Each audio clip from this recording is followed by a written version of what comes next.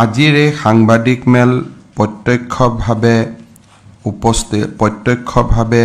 চাই থকা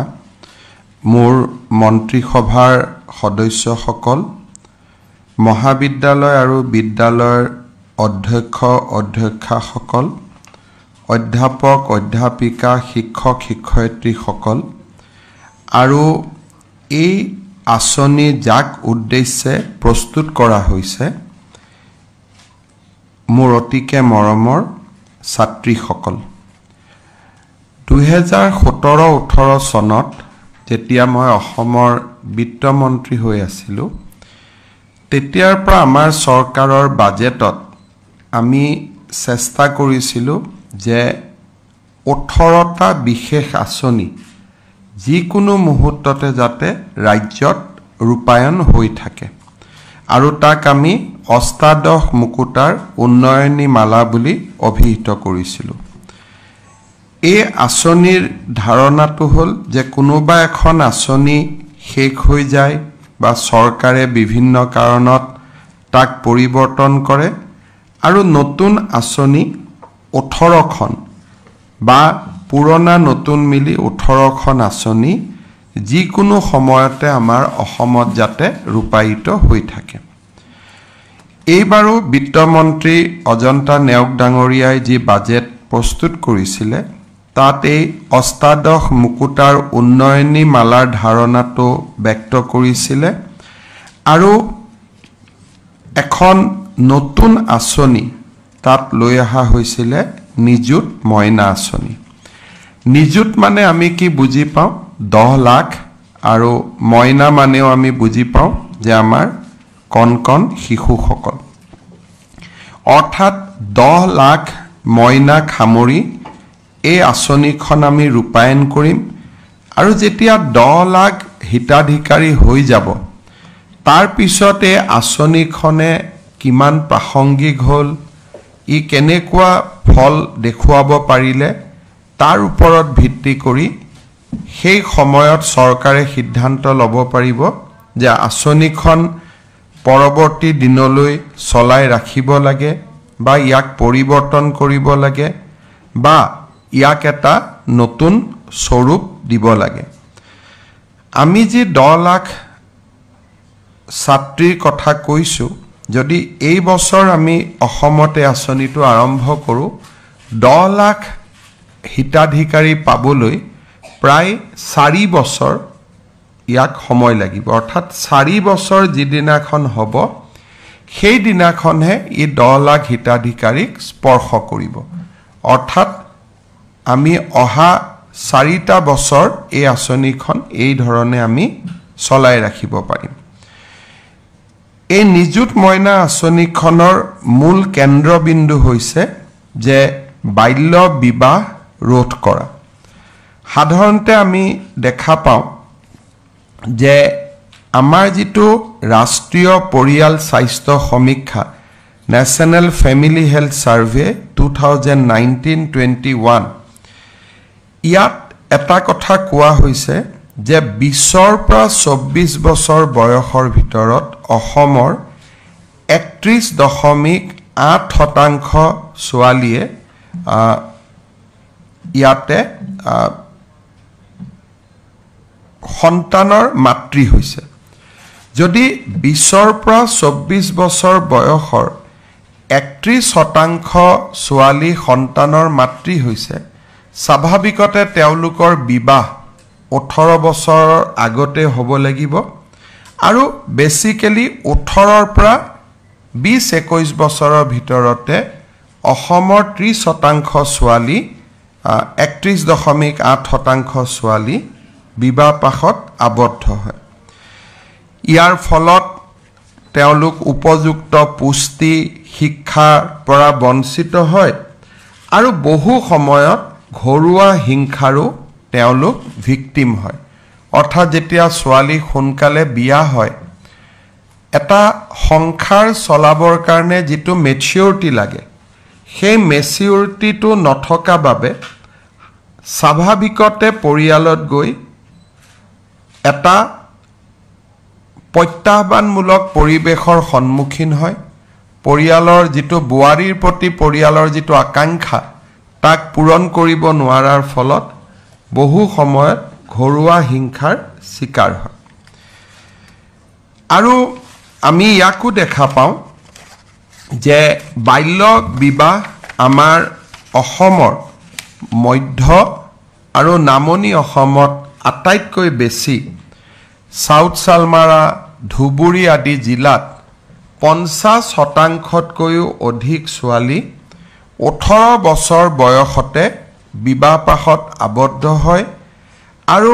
বহু সময়ত আমি দেখা পাওঁ যে আমাৰ বিভিন্ন ধৰণৰ যেটো আমি প্ৰায় সমীক্ষা চলাই থাকো 12-13 বছৰতে তেওঁলোক সন্তানৰ মাতৃ হয় আমি বিভিন্ন সময়ত আইনৰ দ্বাৰা ব্যৱস্থা লৈছো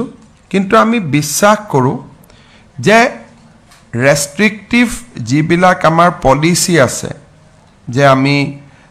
পস্কো এক্টত বিচাৰ কৰিম আমি বিভিন্ন সময়ত ইয়াৰ লগত জড়িত ব্যক্তিসকলক গ্ৰেপ্তাৰ কৰিম কিন্তু এই সকলোবোৰৰ ভিতৰতো আটাইতকৈ ডাঙৰ অস্ত্ৰ হ'ল শিক্ষা যদি এগৰাকী ছোৱালী শিক্ষাৰ যিটো স্পেস তাক যদি আমি এটা বছৰো বঢ়াব পাৰো দুটা বছৰো বঢ়াব পাৰো তিনিটা বছৰো বঢ়াব পাৰো তেতিয়া হলে বাল্য বিবাহকো আমি প্ৰতিহত কৰিব পাৰো টিনেজ প্ৰেগনেন্সি যেটো সৰু বয়সতে গৰ্ভৱতী হয় তাকো আমি ৰোধ কৰিব পাৰো আৰু ছোৱালী সকলৰ মাজত লুকাই থকা প্ৰতিভাৰ বিকাশত আমি সহায়ক হিচাপে থিয় হ'ব পাৰো দুৰ্ভাগ্যক্ৰমে হক যে আমাৰ ৰাজ্যত বহু চৰকাৰ আহিছে গৈছে কিন্তু ছোৱালী সকলক কেন্দ্ৰ কৰি আজিলৈকে চৰকাৰ সমূহে এনে ধৰণৰ কোনো ইন্টাৰভেনশন বা হস্তক্ষেপৰ কথা চিন্তা কৰা নাছিল আমি নীৰৱে মানি লৈছিলো যে কম বয়সতে বিয়া হয় দেউতাক মাকে বিয়া দিয়ে আমিও কি কৰিম আমি আমাৰ ইয়াত ভূমিকা কি অৰ্থাৎ এটা ডাঙৰ সামাজিক সমস্যাক আমি নীৰৱে স্বীকাৰ কৰি লৈছিলো আৰু ইয়াৰ বিৰুদ্ধে আমি কোনো ব্যৱস্থা হাতত লোৱা নাছিলো এতিয়া আনুষ্ঠানিক শিক্ষাৰ আটাইতকৈ ডাঙৰ সমস্যা কি বিদ্যালয় পৰ্যায়লৈকে 10ম মান শ্ৰেণীলৈকে শিক্ষাৰ সাৰ্বজনীন হৈছে আৰু প্ৰতি বছৰে প্ৰায় 3 লাখ ছোৱালীয়ে মেট্ৰিক পৰীক্ষাত হয় বহে অথবা ক্লাস 10 লৈকে তেওঁলোকে পঢ়া শুনা কৰে ই আমাৰ জন্মৰ হাৰৰ লগত অলমোস্ট ইকুইভ্যালেন্ট অসমত 6 লাখ 6.5 লাখ সন্তানৰ জন্ম হয় আৰু 3 লাখ লৰা ছোৱালীয়ে যদি মেট্ৰিকলৈকে পঢ়ে তেতিয়ালে 80% to 85% ছোৱালীয়ে 10ম মান শ্ৰেণীলৈকে পঢ়ে মেট্ৰিক তাতকৈ অলপ কম দিয়ে আৰু তাৰ পিছত উচ্চতৰ মাধ্যমিকত নামভৰ্তিকৰণৰ সংখ্যাটো আৰু কমি যায় ইয়াৰ দুটা কাৰণ হৈছে যে উচ্চতৰ মাধ্যমিক বিদ্যালয়বিলাক ক্লাস 10 লৈকে পঢ়া স্কুলখনতে নাথাকে সেই কাৰণে তেওঁলোকৰ ডিসলোকেশন হয় অৰ্থাৎ যত মই ক্লাস 10 লৈকে পঢ়ু তাত মই 11 লৈকে পঢ়িব নোৱাৰো মই মহাবিদ্যালয়লৈকে যাব লাগে কলেজ আৰু বৰ্তমান আমি হায়াৰ সেকেন্ডাৰী স্কুল বিলাকৰ সংখ্যা বঢ়াইছো যদিও এতিয়াও হাই স্কুল আৰু হায়াৰ সেকেন্ডাৰী স্কুলৰ সংখ্যা সমানুপাতিক হোৱা নাই আমি এটা প্ৰচেষ্টা চলাই আছো আৰু ই সম্পূৰ্ণভাৱে হাই স্কুলতে হায়াৰ সেকেন্ডাৰী পঢ়াৰ যেটো ব্যৱস্থা ই আৰু 3-4 বছৰ প্ৰয়োজন হ'ব কলেজ সমূহ যদি আমি চাও যে হাই স্কুল খনৰ পৰা 10 12 13 14 15 কিলোমিটাৰ দূৰত থাকে আৰু বহু সময়ত কলেজ সমূহ সাধাৰণতে চহৰ কেন্দ্ৰিক সৰু সৰু চহৰ বিলাকতে হক বা গুৱাহাটীতে হক নামভৰ্তিকৰণৰ বাবে প্ৰথম আমাৰ যিটো ধাৰণা সেই ধাৰণাত এভাৰেজ 15,000 টকা এগৰাকী ছোৱালীক বা ল'ৰাক নামভৰ্তিকৰণৰ বাবে লাগে সাধাৰণতে দৰিদ্ৰ পিতৃ মাতৃয়ে একেলগে 15,000 টকা জমা কৰোঁতে অসুবিধা পায় প্ৰথম প্ৰতিবন্ধকতাটো আহে যে নামভৰ্তিৰ কাৰণে আমি প্ৰয়োজনীয় পুঁজি ক'ত পাম 2016 চনত আমি অসম চৰকাৰে নামভৰ্তি বিনামূলীয়ালৈকে আমি ৰূপান্তৰ কৰিছিলোঁ কৰবাত দুই এটা অভিযোগ থাকিলেও কোনোবাই বহু সময়ত কয় যে আমাৰ স্কুলত 600 টকা লৈছে 1000 টকা লৈছে কিন্তু 15,000 টকাৰ তুলনাত 600 টকা বা 1000 টকা ই এটা উন্নত এটা আমাক পৰিবেশ দিছিলে তাৰ পিছত সেমিষ্টাৰ বিলাকত নামভৰ্তি কৰোঁতে প্ৰয়োজন হোৱা পুঁজিও বা নামভৰ্তিকৰণৰ বাবে প্ৰয়োজন হোৱা পুঁজিও আমি ৰেহাই দিছিলোঁ এই দুইটা ব্যৱস্থাৰ ফলত আমাৰ প্ৰাৰম্ভিক যিটো বাধা আছিল সেই প্ৰাৰম্ভিক বাধাটো বহু পৰিমাণে আঁতৰি গৈছিলে সমৰ্থ পোৰ্টেলৰ ৰূপায়ণৰ পিছত এতিয়া নামভৰ্তিকৰণটো বিনামূলীয়া কৰা আৰু সহজ হৈ গ'ল কাৰণ ই স্বচ্ছ আৰু এটা প্ৰত্যক্ষ এডমিশন হ'ল কিমানে এডমিশন লৈছে কোনে লৈছে গোটেই কথাখিনি সন্মুখত দেখা দি থকাৰ কাৰণে চৰকাৰেও সময়মতে নামভৰ্তিকৰণৰ পুঁজি মহাবিদ্যালয়সমূহক ঘূৰাই দিব পৰা হ'ল এইবাৰ আমি কঠোৰ পদক্ষেপো লৈছোঁ অহাবাৰ আমি আৰু কঠোৰ পদক্ষেপ ল'ম আমি বিশ্বাস কৰোঁ যে নামভৰ্তিকৰণটো আমি 100% আমি বিনামূলীয়া কৰিবলৈ সক্ষম হ'ম ইয়াৰ পিছত ছোৱালীজনীৰ বাবে দ্বিতীয় প্ৰতিবন্ধকতা হ'ল যে ওচৰৰ চহৰখনত কলেজখন আছে প্ৰতিটো দিনেই চাইকেল এখন লৈ বা টমটম অটো ইয়াৰ জৰিয়তে ৰিক্সা ইয়াৰ জৰিয়তে স্কুললৈ কলেজলৈ আহিব লাগে যাতায়াতৰ খৰচ আৰু কলেজত অহাৰ পিছত দিনটো খোৱা বোৱা দেউতাক মাকে 50 টকাৰ পৰা 100 টকা এভাৰেজ ছোৱালীজনীক দিব লাগে আৰু যিটো বহু সময়ত দেউতাক মাকে দিব নোৱাৰে আৰু এই দুইটা হিসাব কৰাৰ পিছত যে নামভৰ্তিকৰণৰ বাবে একেলগে ক'ত টকা দিম আৰু খোৱা বোৱা বা অহা যোৱাৰ ট্ৰান্সপৰ্টেশন কষ্ট আমি কেনেকৈ দিম এই দুইটা কথা যেতিয়া বিবেচনা কৰে আৰু প্ৰথম 3-4 মাহ কলেজত নামভৰ্তিকৰণৰ পিছতো ড্ৰপ আউট আৰম্ভ হয় আৰু লাহে লাহে আমি পুনৰ নেক্সট অপশনটোলৈকে গুচি যাওঁ যে ছোৱালীজনী ঘৰত বহাই থকাতকৈ বিয়া দিয়াটোৱে উচিত নেকি অৰ্থাৎ সকলো পিতৃ মাতৃয়ে যেটো তেওঁলোকৰ ইজি অপশনটোলৈকে গুচি যায় ইয়াৰ বিৰুদ্ধে যুঁজ দিয়াৰ আন এটা অস্ত্ৰ হ'ল স্কিল এডুকেশ্যন ছোৱালীসকলে প্ৰত্যেকৰ ঘৰত আৰ্থিক প্ৰতিবন্ধকতা থাকে কিন্তু ক্লাছ 11ৰ পৰাই আমি যদি স্কিল এডুকেশ্যন আৰম্ভ কৰিব পাৰোঁ তেতিয়া দেউতাক মাকে গম পাব যে এই বৃত্তিগত শিক্ষাই ছোৱালীজনীক এটা নিশ্চিত কৰ্মসংস্থাপন দিব গতিকে এছাম ছোৱালীয়ে দেউতাক মাকেও প্ৰেৰণা দিব যে তুমি এইখিনি শিকি লোৱা তেতিয়াও যেতিয়া স্কিলত সোমাই যায় তেতিয়াও বিয়া বাৰু অলপ দেৰিলৈকে বা ডেফাৰ হৈ যায় আনটো হ'ল যে কলেজত পঢ়া ছোৱালীবিলাকৰ কাৰণে আমি যদি চৰকাৰে এটা নিৰন্তৰ আৰ্থিক সাহায্য দিব পাৰোঁ দেউতাক মাকৰ বোজ যদি কমাব পৰা যায় তেতিয়া হ'লেও আমি ভাবোঁ যে ড্ৰপ আউট আৰু এডমিশনত আমি প্ৰেৰণা যোগাব পাৰোঁ এই উদ্দেশ্য আগত ৰাখি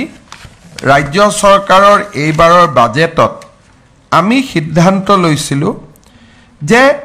উচ্চতৰ মাধ্যমিক প্ৰথম বৰ্ষ স্নাতক প্ৰথম বৰ্ষ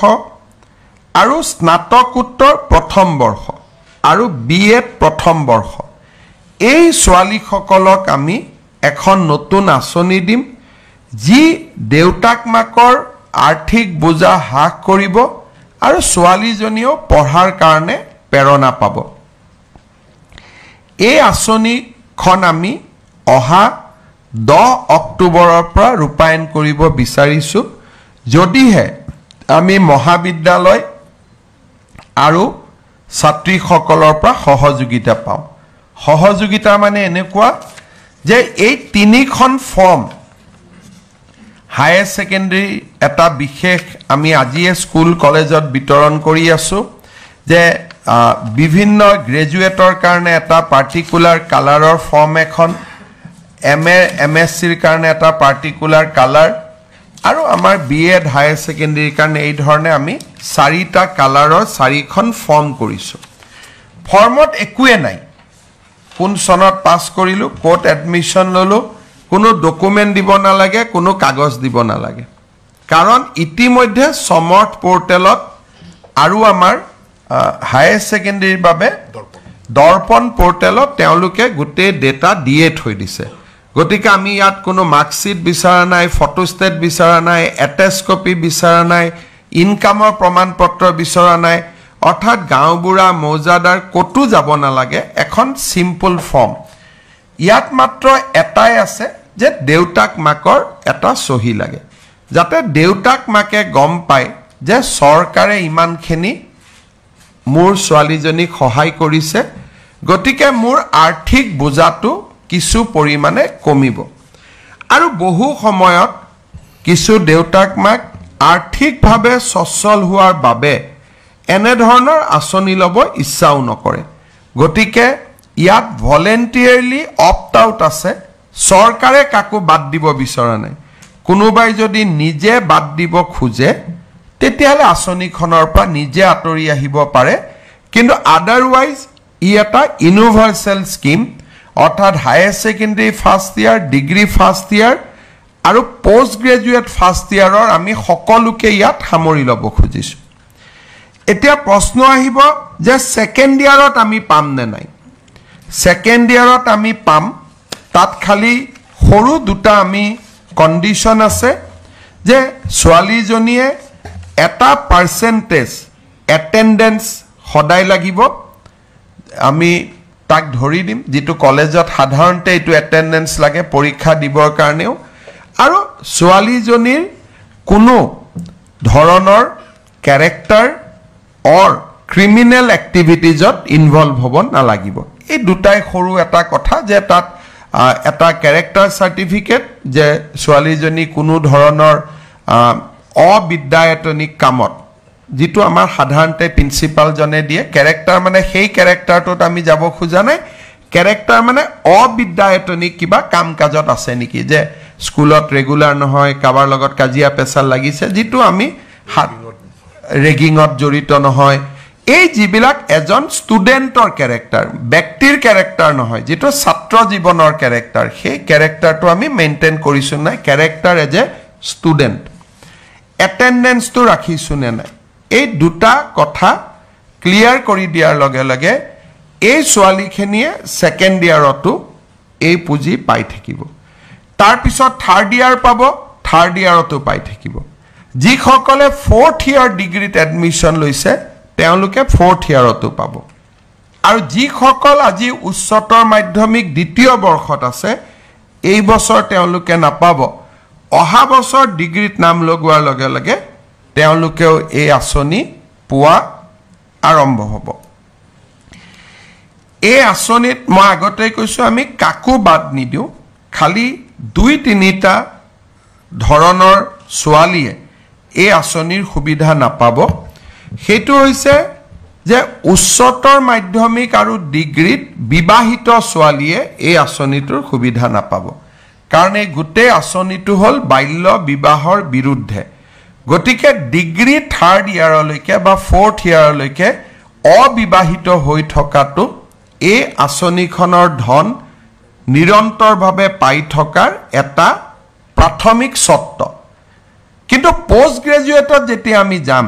তেতিয়া আৰু আমি বিয়াৰ কথাটো আনা নাই অবভিয়াসলি ছোৱালী পোষ্ট গ্ৰেজুৱেটত গ'লে বিয়া হ'বও লাগে আৰু আমিও বিচাৰোঁ যে এটা নিৰ্দিষ্ট সময়ত তেওঁলোক বিবাহিত হওক দ্বিতীয়তে যিসকল ডেপুটেশ্যনত পঢ়ে বিএড বহুত আমাৰ শিক্ষকে ডেপুটেশ্যনত পঢ়ে অৰ্থাৎ চৰকাৰৰ দৰমহা পাই থাকে তেওঁলোকে এই আঁচনিটোৰ সুবিধা নাপাব কাৰণ তেওঁলোকে নিয়মিত দৰমহা পাই থাকে মন্ত্ৰী সংসদ আৰু বিধানসভাৰ সদস্যসকলৰ সন্তান এই আঁচনিৰ বাবে যোগ্য বুলি বিবেচিত নহ'ব আৰু এটা সৰু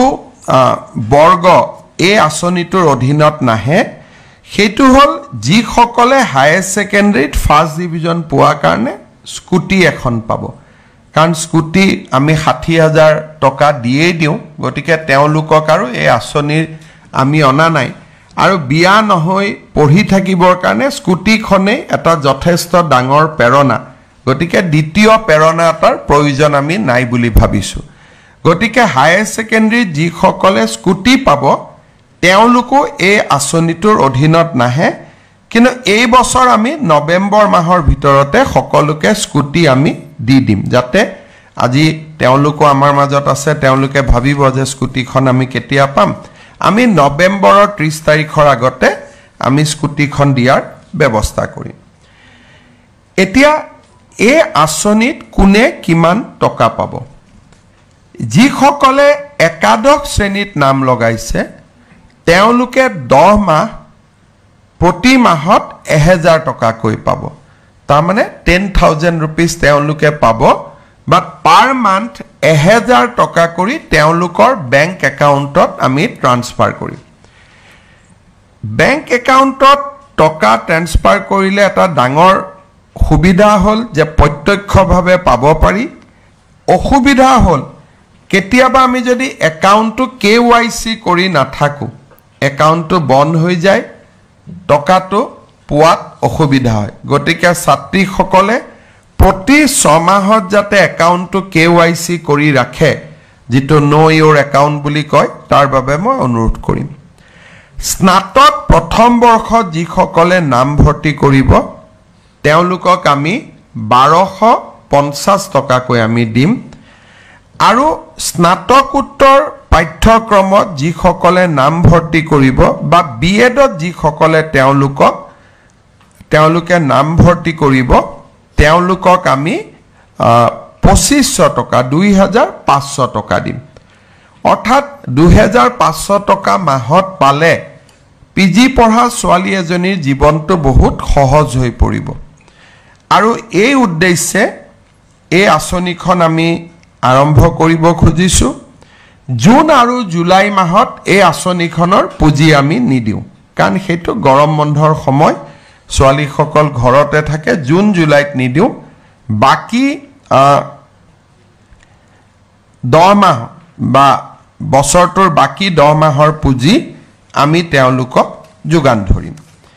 এই বছৰ মই আগতে কৈছো যে আমি 10 অক্টোবৰৰ পৰা আৰম্ভ কৰিব খুজিছো আঁচনিখন প্ৰথম মই আশা কৰো যে আমি যাতে 10 অক্টোবৰৰ পৰা এই আঁচনিখন ৰূপায়ণ কৰিব পাৰো তাৰ বাবে আগষ্ট মাহৰ 30 তাৰিখৰ আগতে প্ৰপত্ৰসমূহ যাতে পূৰণ কৰি আমাক দিয়ে কাৰণ গোটেই সেপ্টেম্বৰ মাহটো আমাক ভেৰিফিকেশনৰ কাৰণে লাগিব কিন্তু যদি কলেজৰ পৰা সেপ্টেম্বৰত ফৰ্ম আহে তেতিয়া আমি নৱেম্বৰৰ 10 তাৰিখেহে আঁচনিখন ৰূপায়ণ কৰিব পাৰিম 10 তাৰিখ দিনটো কিয় 10 তাৰিখে আমি অৰুণোদয় দিও পেনশনো দিও ইয়াৰ লগতে নিযুত মইনা আঁচনিখনৰো ধন তেওঁলোকে 10 তাৰিখে পাব পাৰিব মই আগতে কৈছো যে ফৰ্মখনত একোৱে নাই ফৰ্মখনত খালি নামটো দিব লাগে বিবাহিত অবিবাহিত লিখিব লাগে দেউতাকৰ নাম লিখিব লাগে নেম অফ ফাদাৰ লিখিব লাগে ৰিলিজন লিখিব লাগে মোবাইল নাম্বাৰটো দিব লাগে এড্ৰেছ দিব লাগে আধাৰ নম্বৰ দিব লাগে বিধানসভা সমষ্টিটোৰ নাম দিব লাগে কলেজখনৰ নাম দিব লাগে বিশ্ববিদ্যালয়খনৰ নাম দিব লাগে ৰেজিষ্ট্ৰেচন নম্বৰ দিব লাগে একাউণ্ট নম্বৰ দিব লাগে অৰ্থাৎ আজি ইয়াতে গোটেই ছোৱালীসকল কলেজসমূহৰ ছোৱালী আজি আমাৰ লগত জড়িত হৈ আছে বহি লগে লগে লিখি দিব পাৰে খালি এক ৰাতি ঘৰলৈকে লৈ যাব লাগিব কাৰণ দেউতাক মাকৰ সহিটো লাগিব তাৰ পিছত প্ৰিন্সিপাল সকলে ভেৰিফিকেশন কৰি আমাক ফৰ্মখন গটাই দিব আমি 30 আগষ্টৰ আগতে তেখেতসকলৰ পৰা আমি ফৰ্মখিনি সংগ্ৰহ কৰিম আৰু মই আগতে কোৱাৰ দৰে 10 অক্টোবৰ আৰু অত্যন্ত পলম হলে 10 নৱেম্বৰ যদি কিবা কাৰণত 10 অক্টোবৰৰ মাইলস্টোনটো আমি মিস কৰো তেতিয়াহলে আমি 11-12 অক্টোবৰত নকৰো ইয়াক আমি আকৌ 10 নৱেম্বৰলৈকে লৈ যাম কিন্তু মই আশা কৰো যে ম্যাক্সিমামে 10 অক্টোবৰতে আমি কৰি দিব পাৰিম কাৰণ আজি সেই কাৰণে আমি অসমৰ গুটেই কলেজসমূহত আমাৰ মন্ত্ৰীসকল উপস্থিত আছে বিধায়কসকল উপস্থিত আছে এই সংবাদ মেলখনো তেওঁলোকে প্ৰত্যক্ষ কৰিছে জিলাৰ উপায়ুক্তসকল উপস্থিত আছে কলেজসমূহত মহকুমাধিপতিসকল উপস্থিত আছে মই ভাবো যে আজি এই লেভেলত সচেতনতাটো হৈ যোৱাৰ পিছত আমাৰ বিশেষ অসুবিধা নহব মই শিক্ষামন্ত্ৰী ৰনোজ পেগু ডাঙৰীয়াক ধন্যবাদ জনাইছো যে অত্যন্ত কম সময়ৰ ভিতৰতে আজি এই আঁচনিটো আমি ৰাইজৰ সন্মুখলৈ উলিয়াই দিব পাৰিছো লোকসভা নিৰ্বাচনৰ সময়ত চৰকাৰখন স্বাভাৱিক কাৰণত স্থবিৰ হৈ আছিল কিন্তু লোকসভা নিৰ্বাচনৰ পিছতে আমি চৰকাৰখনত গতি আনিবলৈ প্ৰচেষ্টা কৰিছো আৰু নিযুত মইনা আঁচনিখন ইমান কম সময়ৰ ভিতৰতে নীতি নিয়ম প্ৰস্তুত কৰা বিত্ত বিভাগৰ অনুমোদন লোৱা কেবিনেটৰ অনুমোদন লোৱা ইমান কম সময়ৰ ভিতৰতে আঁচনিখন উলাই দিব পৰাটো শিক্ষা বিভাগৰ এক কৃতিত্ব মই শিক্ষা বিভাগ আৰু শিক্ষা মন্ত্ৰী ৰনোজ পেগু ডাঙৰীয়াক ধন্যবাদ জনাইছো ইয়াৰ লগতে মই অসমৰ শিক্ষক সমাজৰ পৰা এই আঁচনিখনৰ সফলতাৰ বাবে সহযোগিতা বিচাৰিছো আৰু সাংবাদিক বন্ধু বান্ধৱীসকল ৰাইজৰ প্ৰতিনিধি আৰু এই আঁচনিখনৰ মূল কেন্দ্ৰবিন্দু ছাত্ৰীসকলৰ পৰাও মই সহায় সহযোগিতা বিচাৰিছো আমাৰ সাংবাদিকসকলৰ যদি কিবা বিশেষ প্ৰশ্ন আছে আপোনালোকে নিশ্চয় মোক সুধিব পাৰে মুখ্যমন্ত্ৰী যেটো আধাৰৰ প্ৰসংগটো আহিলে কিছু শিক্ষাৰ্থী আধাৰ নাথাকিও তেতিয়া সমস্যাটো কি আধাৰ নাথাকিলেও আমি শিক্ষাৰ্থীসকলক আমি দি দিম আমি সেই কাৰণে সময়টো লিখিছো আধাৰ ইফ এভেইলেবল গতিকে আধাৰটো প্ৰতিবন্ধকতা নহয় লগত মই এটা অনুৰোধ কৰিম যে যিমান সোনকালে পাৰো আমি আধাৰ বিলাক বনাই ল'ব লাগে যেটো ষ্টেপ লৈছে এটো সঁচাকে ভাল এটা পদক্ষেপ আৰু বাল্য বিবাহৰ ক্ষেত্ৰত চৰকাৰে যিখিনি কঠোৰ সিদ্ধান্ত লৈ আছে আৰু তাৰ বাদেও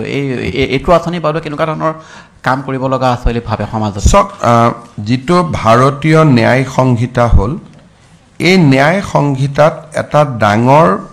ক্লজ আহিছে যেটোৰ বিষয়ে মই আপোনালোকক আগতে অনুৰোধ কৰিছিলো যে কোনোবা ছোৱালী সৰু বয়সত যদি বিয়াও হয় স্বামীয়ে যদি সেই বিবাহিত মহিলা গৰাকীৰ লগতো সেক্সুৱেল ৰিলেশন কৰে তাক ধৰ্ষণ বুলিয়ে ধৰি লোৱা হ'ব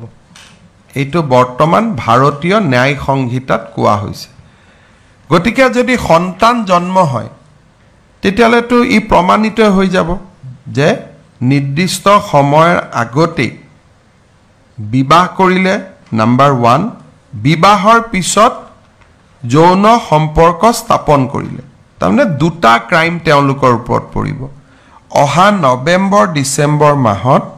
বাল্য বিবাহৰ বিৰুদ্ধে অসম আৰক্ষীয়ে আৰু এটা অভিযান চলাব কিন্তু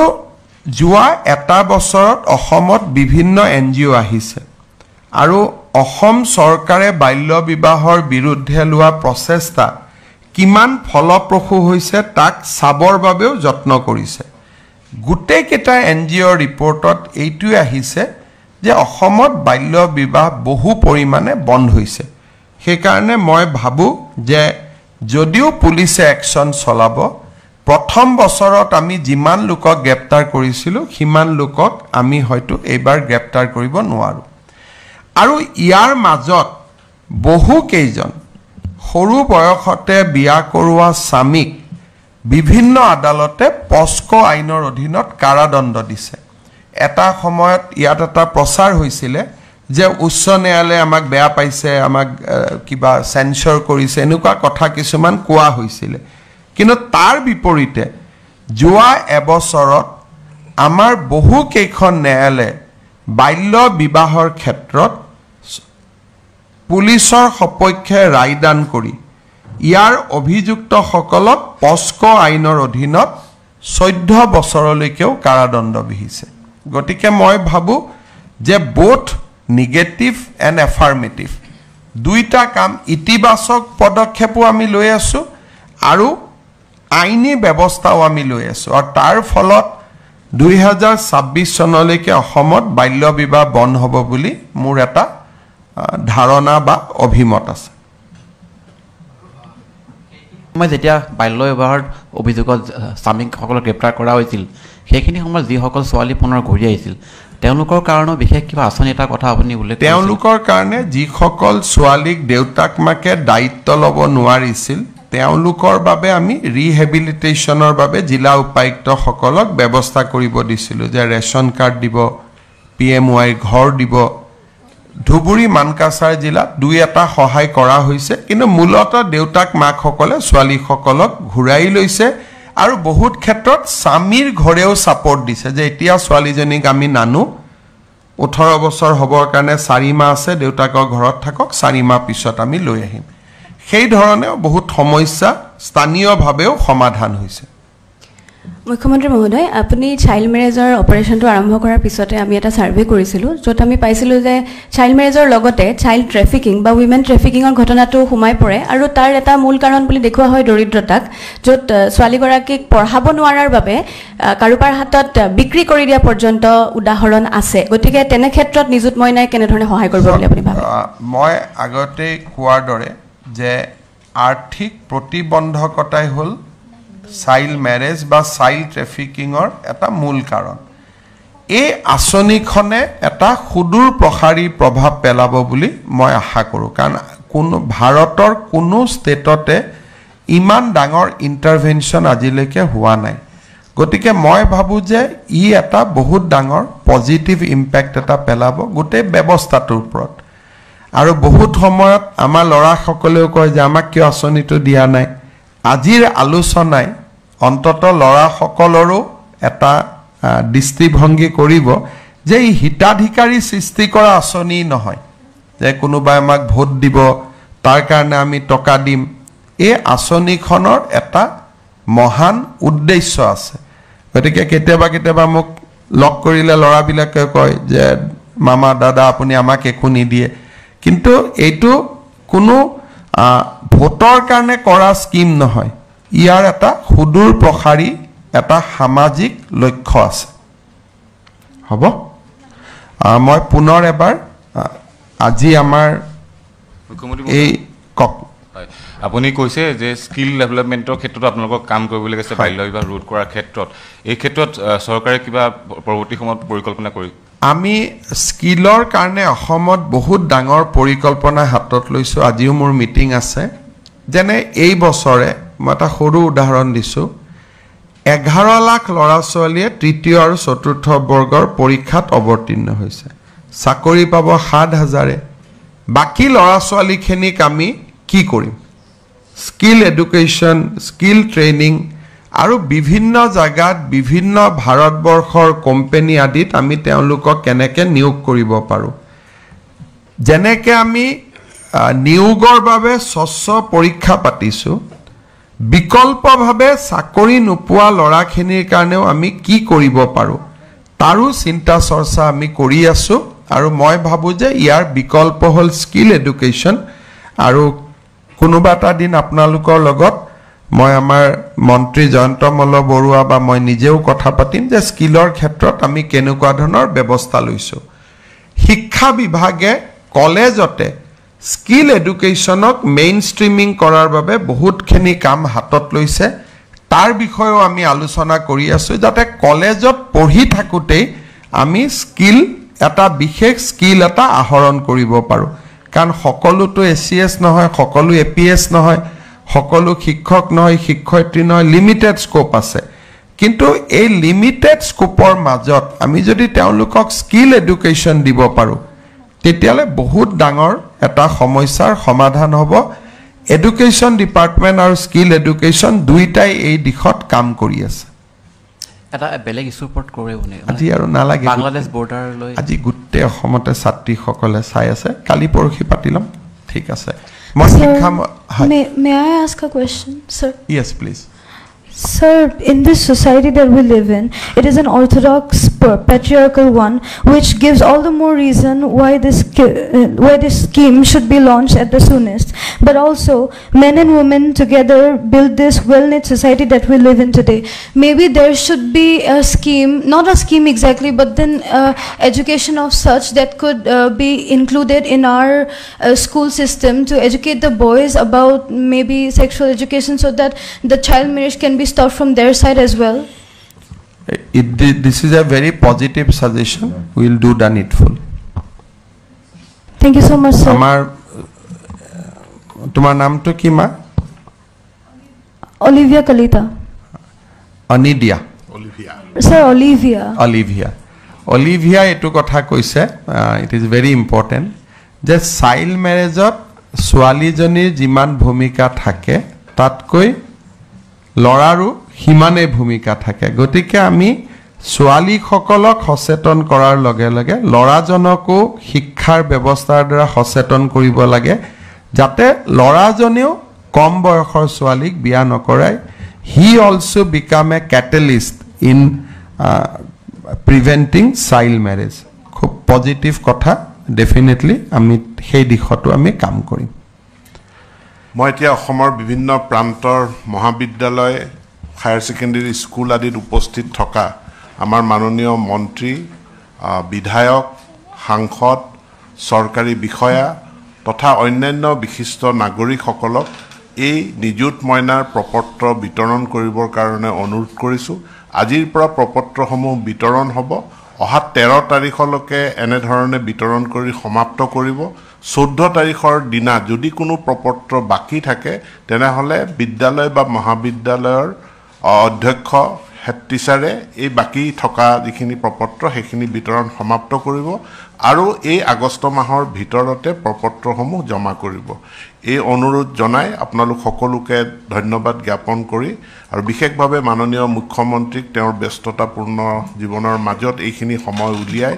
উচ্চ শিক্ষা বিভাগৰ এই নিযুত মইনা আঁচনিখন শুভাৰম্ভ কৰি দিয়াৰ বাবে ধন্যবাদ জনালো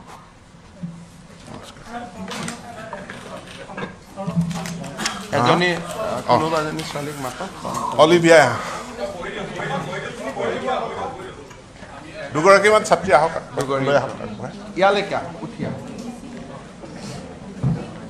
মা ইয়ালৈকে বিয়ে হয় একজেক্ট ফৰ্মখন দিব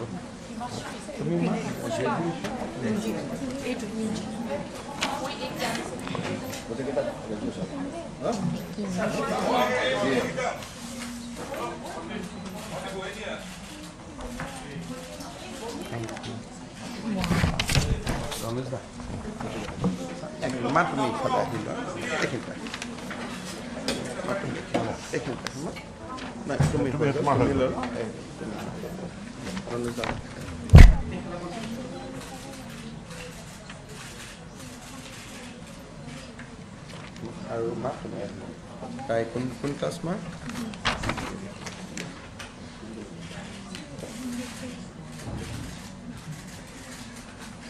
থ্যাংক ইউ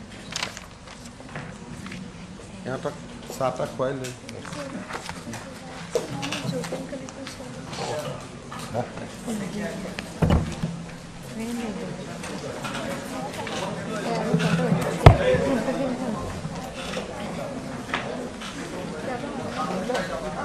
Sorry,